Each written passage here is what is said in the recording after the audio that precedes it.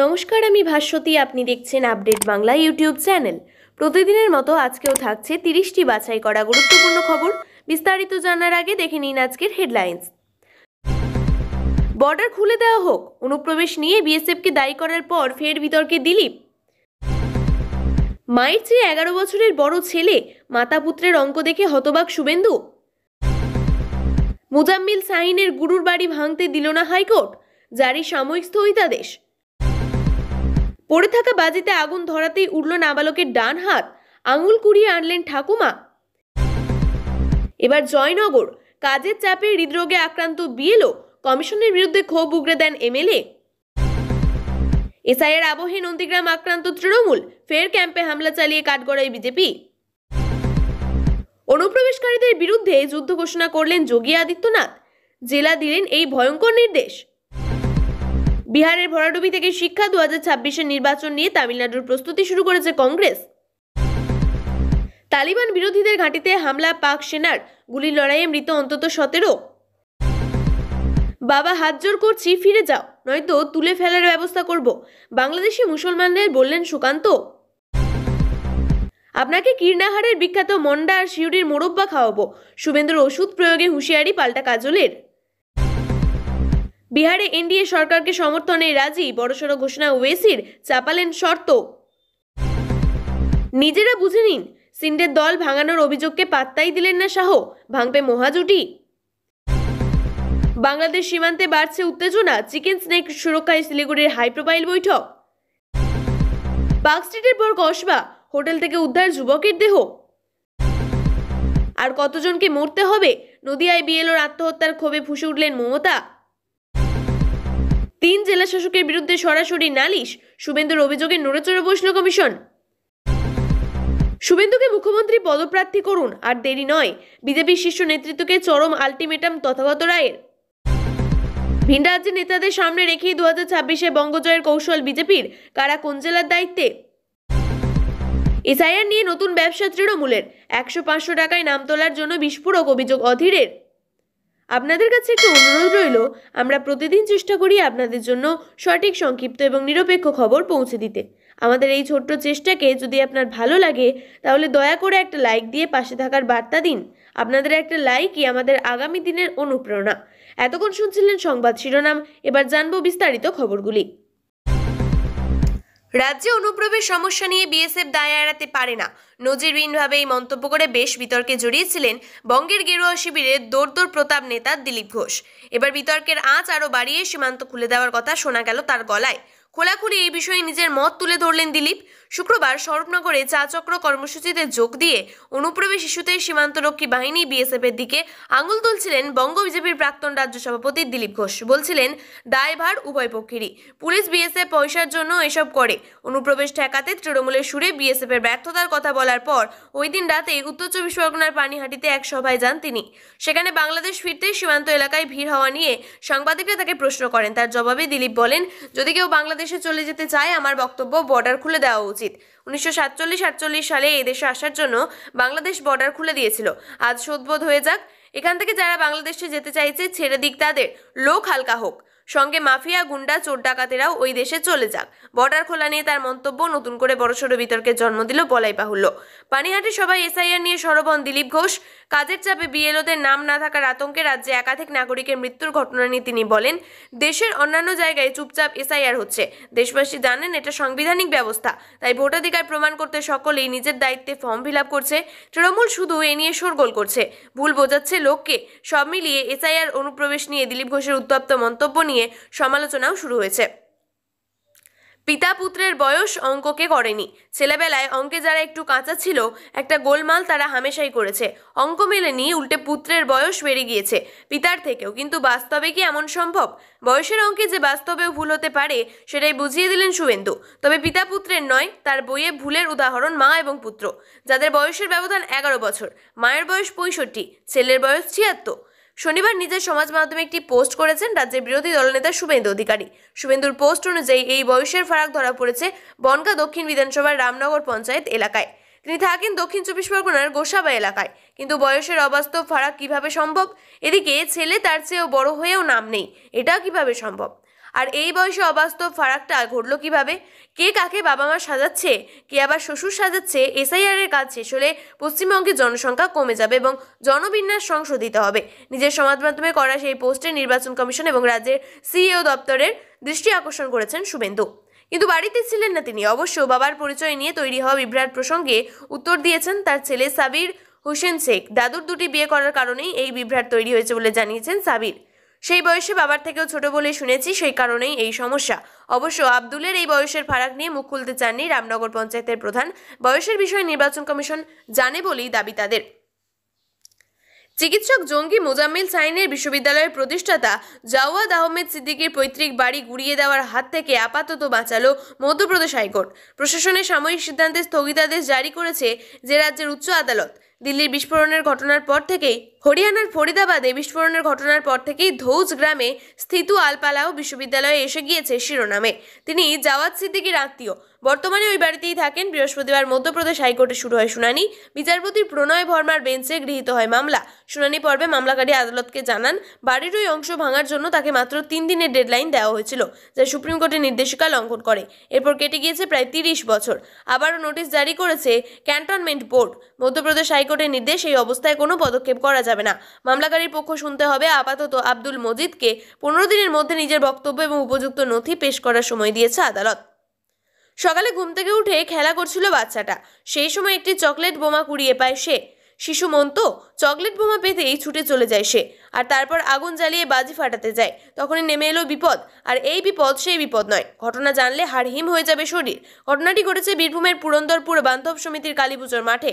আহত ওই নাবালকের বাবা জানিয়েছেন কালীপুজোর সময় থেকে মাঠের মধ্যে পড়েছিল একটি চকলেট বোমা। আজ সকালে বাচ্চাটি সেখানে যায় আর ওই চকলেট বোমা কুড়িয়ে নিয়ে আসে। তারপর সিঁড়িতে আগুন ধরিয়ে দিতেই বিপত্তি। সেই বাজি ফেটে উড়ে যায় তার ডান হাত। পরে দৌড়ে যান পরিবারের সদস্যরা। নাবালকের ঠাকুমা মাঠ থেকে কুড়িয়ে আনেন আঙুল। বর্তমানে নাবালককে আনা হয়েছে সিউড়ির সুপার স্পেশালিটি হাসপাতালে। সেখানে থেকে ঠাকুমা বলেন, মাঠে দুটো ছেলে খেলা করছিল, আমরা সকলেই বাড়িতে ছিলাম, অতটা খেয়াল করিনি। কালীতলার মাঠে কিছু একটা বাজি কুড়িয়ে পায় আর তাতেই বাজিতে আগুন ধরায়। তখন সেটি ফেটে গিয়ে ওর গোটা ডান হাতটাই উড়ে গিয়েছে। ওর আঙুলগুলো মাঠ থেকে কুড়িয়ে নিয়ে এসেছে। অসুস্থ হয়ে গেলেন আরও এক বিএলও। ফের শোনা গেল অতিরিক্ত কাজের চাপের কথা, ভর্তি হাসপাতালে। এবার ঘটনা জয়নগরে। ইতিমধ্যেই রাজ্যের 3 প্রান্তে 3 বিএলওর মৃত্যুর খবর এসেছে। এক সারিতে চলে এসেছে পূর্ব বর্ধমান, জলপাইগুড়ি, নদিয়া। এবার শোনা গিয়েছে কাজের চাপের কথা। শুধু মৃত্যুই নয়, দিকে দিকে অসুস্থ হয়ে গিয়েছেন বিএলওরা। এদিন অসুস্থ হয়ে হাসপাতালে ভর্তি হয়েছেন যোগীপুর বিধানসভার 137 নম্বর বুথের বড়জ এলাকার booth level officer Koushik Ghosh. পেশায় দুইয়ের পল্লীর অবৈতনিক প্রাথমিক বিদ্যালয়ের প্রধান শিক্ষক। সম্প্রতি তিনি হৃদরোগে আক্রান্ত হয়েছেন। পরিবারের সদস্যদের অভিযোগ, অতিরিক্ত কাজের চাপ তিনি আর নিতে পারছিলেন না। ইতিমধ্যেই 1160টি এসআইআর ফর্ম তিনি এলাকার মানুষের বাড়ি বাড়ি পৌঁছে দিয়েছেন, কিন্তু তার মধ্যে 20টি ফর্ম তিনি সংগ্রহ করেছেন। এরই মধ্যে শনিবার বিকেলে জয়নগর 1 নম্বর ব্লকের এই ব্লক সমষ্টি উন্নয়ন আধিকারিক সমস্ত বিএলওদের নিয়ে একটি বৈঠক করেন। সেখানে তিনি বলেন, বিএলওদের 26 তারিখের মধ্যে ফর্ম সংগ্রহ করে জমা দেওয়ার নির্দেশ দেন। তড়িঘড়ি তাকে স্থাবীর নার্সিংহোমে নিয়ে যান পরিবারের সদস্যরা। খবর পেয়ে ছুটে আসেন ব্লক সমষ্টি উন্নয়ন আধিকারিকের স্থানীয় জনপ্রতিনিধিরা। নিয়ে যান জয়নগর বিধানসভার বিধায়ক বিশ্বনাথ দাস। কমিশনের বিরুদ্ধে ক্ষোভ উগরে দেন বিশ্বনাথ বাবু। এসআইআর এর কাজের মাঝে এবার নন্দীগ্রামে আক্রান্ত তৃণমূল। তাদের ভোট সুরক্ষা ক্যাম্পে চলল হামলা। কাঠগড়ায় স্থানীয় গেরুয়া শিবির। শুক্রবার গভীর রাতে নন্দীগ্রামের হরিপুর গ্রামে এই ঘটনাটি ঘটেছে। নন্দীগ্রাম থানায় এ নিয়ে অভিযোগ জানানো হয়েছে। ঘটনায় জড়িত সন্দেহে বিজেপির অঞ্চল কমিটির এক সদস্য গ্রেপ্তার হয়েছে। তবে তৃণমূলের ভোট সুরক্ষা ক্যাম্পে হামলা নিয়ে শোরগোল এলাকায়। জানা গিয়েছে, শুক্রবার রাতে নন্দীগ্রাম 1 নম্বর ব্লকে তৃণমূল কংগ্রেসের ভোট সুরক্ষা ক্যাম্পে হামলা চলে। হরিপুর গ্রামের এই ক্যাম্প ভাঙার অভিযোগ উঠেছে বিজেপির বিরুদ্ধে। নন্দীগ্রাম থানায় অভিযোগ দায়ের হলে ঘটনাটি জড়িত সন্দেহে ইতিমধ্যেই বিজেপির হরিশপুর অঞ্চল কমিটির সদস্য অমিত প্রামাণিককে পুলিশ গ্রেপ্তার করেছে। উল্লেখ্য, এর আগে নন্দীগ্রাম 1 নম্বর ব্লকের ভেগুটিয়া অঞ্চলের গোবিন্দপুর মোড়ে তৃণমূল কংগ্রেসের ভোট সুরক্ষা ক্যাম্প ভাঙার ঘটনা ঘটেছিল। সেই ঘটনায় বিজেপির 14 জন নেতাকর্মীর নাম জড়িয়েছে। তাদের গ্রেপ্তার হয়েছেন এক বিজেপি কর্মী। শুক্রবার রাতেই তার পুনরাবৃত্তি ঘটল এবার হরিপুরে। তৃণমূল অবশ্য দাবি, বিজেপির দায় কেড়ে ফেলতে মিথ্যা সাবাই দিচ্ছে। ঘাসফুল শিবিরের পক্ষে নন্দীগ্রাম 1 নম্বর ব্লকের কোর কমিটির সদস্য বাপ্পাদিত্য গর্গ জানিয়েছেন, বিজেপির পায়ের তলার মাটি সরে যাচ্ছে, তা টের পেয়েছে বিজেপি। তাই কর্মসূচিতে কর্মীর বাড়িতে আক্রমণের পাশাপাশি সম্প্রতি ভোট সুরক্ষা ক্যাম্পেও বিজেপির আশ্রিত গুন্ডারা হামলা চালিয়েছে। ভেগুটিয়ার গোবিন্দপুর মোড়ের পর হরিপুরের ঘটনা বিজেপির গুন্ডামি সকলে চাক্ষুষ করলেন। এই বিজেপিকে মানুষ চায় না। অনুপ্রবেশকারীদের বিরুদ্ধে কার্যত যুদ্ধ ঘোষণা করে দিলেন উত্তরপ্রদেশের মুখ্যমন্ত্রী যোগী আদিত্যনাথ। রাজ্যের সমস্ত জেলার কর্মকর্তাদের অবৈধ অভিবাসীদের বিরুদ্ধে দ্রুত এবং কঠোর ব্যবস্থা নেওয়ার জন্য স্পষ্ট নির্দেশ দিয়েছেন তিনি। মুখ্যমন্ত্রী তার আদেশ বলছে যে রাজ্যের আইন শৃঙ্খলা, জাতীয় নিরাপত্তা এবং সামাজিক সম্প্রীতির সর্বোচ্চ অগ্রাধিকার, কোনো ধরনের অবৈধ কার্যকলাপ সহ্য করা যাবে না। সরকারি আদেশে বলা হয়েছে, মুখ্যমন্ত্রী নির্দেশ দিয়েছেন যে প্রতিটি জেলা প্রশাসন তাদের এলাকায় বসবাসকারী অবৈধ অভিবাসীদের শনাক্তকরণ নিশ্চিত করতে হবে এবং নিয়ম অনুসারে ব্যবস্থা নেবে। আদেশে বলা হয়েছে যে মুখ্যমন্ত্রী নির্দেশ দিয়েছিলেন যে অনুপ্রবেশকারী থাকার জন্য প্রতিটি জেলায় অস্থায়ী আটক কেন্দ্র স্থাপন করতে হবে। এটি সংক্ষিপ্ত বিবৃতি অনুসারে বিদেশি নাগরিকত্ব অবৈধ অভিবাসীদের এই কেন্দ্রগুলিতে রাখা হবে এবং প্রয়োজনীয় কেন্দ্রগুলিতে যারাই বাছাইয়ের প্রক্রিয়া সম্পন্ন না হওয়ার পর্যন্ত তাদের একটা নিশ্চিত করা হবে। আদিত্যনাথ বলছেন, কেন্দ্রের আটকে রাখা অবৈধ অভিবাসীদের প্রতিষ্ঠিত পদ্ধতি অনুসারে তাদের জন্মস্থানে ফেরাতে হবে। বিহারের ভরাডুবির পর এবার নজরে তামিলনাড়ু কংগ্রেস কমিটির সভাপতিকে সেলভেপুরাই থাইগাই শনিবার জানিয়েছেন 5 সদস্যের একটি কমিটি গঠন করা হয়েছে। কংগ্রেস সভাপতি মল্লিকার্জুন খাড়গে 2026 সালের বিধানসভা নির্বাচনের জন্য ডিএমকে সঙ্গে আসন ভাগাভাগি নিয়ে আলোচনা করবে এই কমিটি। বিহার বিধানসভা নির্বাচনে কংগ্রেসের ভরাডুবির অন্যতম মূল কারণ হিসাবে উঠে এসেছে আসন সমঝোতার প্রসঙ্গ। নির্বাচন শুরুর পরে আসন ভাগাভাগি শেষ হয়নি। টিএনসিসি শীর্ষ নেতা জানিয়েছেন, ক্ষমতাসীন ডিএমকের সঙ্গে আলোচনার জন্য কংগ্রেস কমিটির নেতৃত্ব দেবেন তামিলনাড়ু পুদুচেরি দলের দায়িত্বপ্রাপ্ত গিরিশ চোদনকর। অন্যদিকে সেলভাপেরুন থাইগাই এই সংসদীয় দলের নেতা রাজেশ কুমার এই প্যানেলে থাকবেন। কংগ্রেসের সিনিয়র নেতা পি চিদম্বরম কমিটিকে স্বাগত জানিয়েছেন। চিদম্বরমের এই বক্তব্য অত্যন্ত গুরুত্বপূর্ণ। চিদম্বরমের বক্তব্যে স্পষ্ট, আগামী নির্বাচনে টিভিকে তার সঙ্গে দলে হাত মেলানোর গুঞ্জনের কোনো ভিত্তি নেই। হিংসা, জর্জর এবং সন্ত্রাসের আঁতুড়ঘর পাকিস্তানে ফের বইল রক্তপাত। নিষিদ্ধ বিদ্রোহী সংগঠন তেহরিক-ই-তালিবান অর্থাৎ টিটিপির সঙ্গে পাক সেনার গুলির লড়াইয়ে খাইবার পাখতুনখোয়া প্রদেশের মৃত্যু হলো 17 জনের। মৃত্যু সকলেই টিটিপি সদস্য বলে দাবি সেনার। পাক সেনার তরফে জানানো হয়েছে, শুক্রবার গোপন সূত্রে খবর পেয়ে পাখতুনখোয়া বানু প্রদেশের শেরিখেল এবং পাক্কা পাহাড় খেল এলাকায় অভিযান চালায় সেনা। বিদ্রোহীদের ঘাঁটি ঘিরে ফেলে এলোপাথারি গুলি চালানো শুরু করে আসিম মুনিরের বাহিনী। আচমকাই আক্রমণে দিশেহারা হয়ে পড়ে বিদ্রোহীরা। বেশ কিছুক্ষণ লড়াইয়ের পর অবশেষে মৃত্যু হয় 17 জন টিটিপি সদস্যের। অভিযানে এক বিদ্রোহীকে গ্রেপ্তার করা হয়েছে বলে খবর।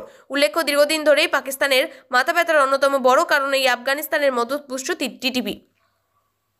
এসআইআর নিয়ে ভারতীয় মুসলমানদের ফের আশ্বাস দিলেন কেন্দ্রীয় প্রতিমন্ত্রী সুকান্ত মজুমদার। তার আশ্বাস, কোনো ভারতীয় মুসলমানের নাম এসআইআর থেকে বাদ যাবে না।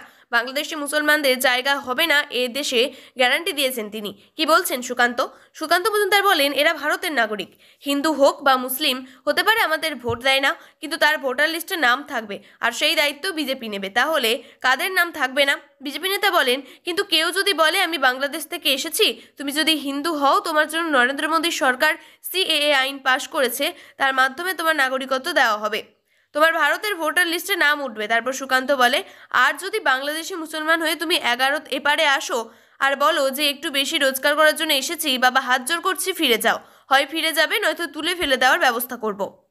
পশ্চিমবঙ্গের বিরোধী দলনেতা শুভেন্দু অধিকারীকে দ্রুত বিজেপির মুখ্যমন্ত্রী পদপ্রার্থী করার দাবি জানালেন দলেরই বর্ষীয়া নেতা তথা প্রাক্তন রাজ্যপাল তথাগত রায়। শনিবার এক্স বার্তায় তিনি কেন্দ্রীয় নেতৃত্বকে উদ্দেশ্য করে এই বিষয়ে আর বিলম্ব না করার আহ্বান জানান। শুভেন্দু অধিকারীকে সামনে আনার দাবি পাশাপাশি তথাগত রায় তৃণমূল কংগ্রেসের বিরুদ্ধেও তীব্র আক্রমণ শানিয়েছেন। তিনি দাবি করেছেন, তৃণমূল কোনো নীতি বা দর্শন নেই, এটা কোনো দল নয়, এটি কেবল মমতা বন্দ্যোপাধ্যায়ের একটি গোষ্ঠী, যার ডানার নিচে শকুনের অর্থ উপার্জনের জন্য জড়ো হয়েছে। এই মন্তব্যের মাধ্যমে তিনি তৃণমূলের দুর্নীতি প্রসঙ্গকে ইঙ্গিত করে বলেছেন বলে মনে করা হচ্ছে। শুভেন্দু অধিকারীর পক্ষ নিয়ে তিনি লেখেন, মমতার বিপরীতে সংখ্যার অনুমান অপরিহার্য। শুভেন্দু কোচবিহার থেকে পুরুলিয়া পর্যন্ত পুরো রাজ্য জুড়ে সঠিক কথা বলছেন। এই বার্তাটি তথাগত রায় সরাসরি নরেন্দ্র মোদী, কেন্দ্রীয় স্বরাষ্ট্রমন্ত্রী অমিত শাহ এবং আরএসএস এর এক্স বার্তা সংযোগের সঙ্গে যুক্ত করেছেন, যার মাধ্যমে তিনি রাজ্যের বিজেপি নেতৃত্বকে উপেক্ষা করে কেন্দ্রীয় নেতৃত্বের কাছে নিজের দাবিটি সরাসরি পৌঁছে দিতে চেয়েছেন। কৃষ্ণনগরে এক বিএলওর আত্মহত্যাকে ঘিরে ফের উত্তেজনা ছড়ালো রাজ্যে। আত্মহত্যার আগে লেখা চিঠিতে নির্বাচন কমিশনকে দায়ী করায় পরিস্থিতি আরও জটিল হয়ে উঠেছে। এই ঘটনায় সরব মুখ্যমন্ত্রী মমতা বন্দ্যোপাধ্যায় প্রশ্ন তুলছেন, এসআইআর এর জন্য আর কত প্রাণ যাবে? কৃষ্ণনগরের এক বুথ লেভেল অফিসারের আত্মহত্যার ঘটনায় নতুন করে উত্তাল হয়েছে উত্তেজনা। মুখ্যমন্ত্রী আরও বলেন, আত্মহত্যার আগে রিঙ্কু তরফদার একটি সুইসাইড নোট লিখেছেন, যেখানে তিনি নিজের মৃত্যুর জন্য সরাসরি নির্বাচন কমিশনকে দায়ী করেছেন। মমতার প্রশ্ন, আর কতজনের মৃত্যু হবে? এসআইআর এর জন্য আর কতজনকে মরতে হবে? এই প্রক্রিয়া আর কতগুলি মরদেহ দেখতে হবে আমাদের? উদ্বেগ হয়ে উঠেছে পরিস্থিতি। পরিবার সূত্রে জানা গিয়েছে, সুইসাইড নোটে রিঙ্কু লিখে গিয়েছেন, বিএলওর কাজের চাপের জন্য প্রশাসনিক চাপ আসতে পারে, সেটা নেওয়া সম্ভব নয়। প্রিয় দর্শক, নিয়মিত সঠিক খবরগুলি সঠিক টাইমে পেতে সাবস্ক্রাইব করুন আপডেট বাংলা চ্যানেলটিকে। ধন্যবাদ।